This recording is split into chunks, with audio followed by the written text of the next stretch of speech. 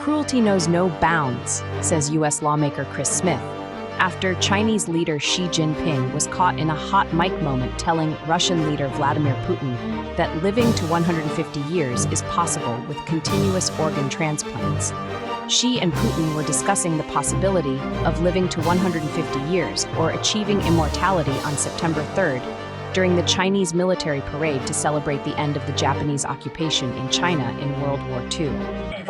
经济的这个发展，人类的器官会不断的移植，本是越活越年轻，甚至会长生不老。预测呢，本世纪呢，可能另外可以活到150岁。Smith, who monitors human rights abuses abroad, said, "My own argument has been that from Xi Jinping on down, anybody in the higher echelon, especially in the Chinese Communist Party, will look to steal somebody else's internal organs, through coercion, through death, to extend their life.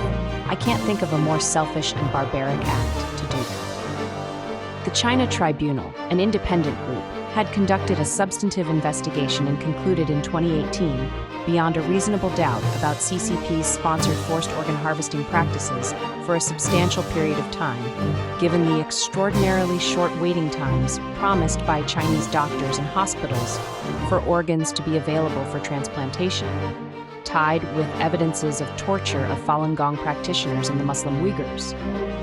Smith said, "They're so brazen about abusing other people for their own will and for their own longevity. In China, they go and they kill somebody who matches up with your antigens and everything else, so that there's no or less likely to be a rejection of the organ. I've never seen anything like it except in Nazi Germany, and I think that's what we're talking about here. It's Nazi-like," he said. He said the most perverse thing is Xi turning to the people he killed to help extend his own life, and Falun Gong practitioners' healthy lifestyle of meditation, not smoking or drinking, and adhering to their practices' tenets of truthfulness, compassion, and tolerance, makes them an ideal target for organ procurement. It's a genocide against the Falun Gong, like it's a genocide against the Uyghurs.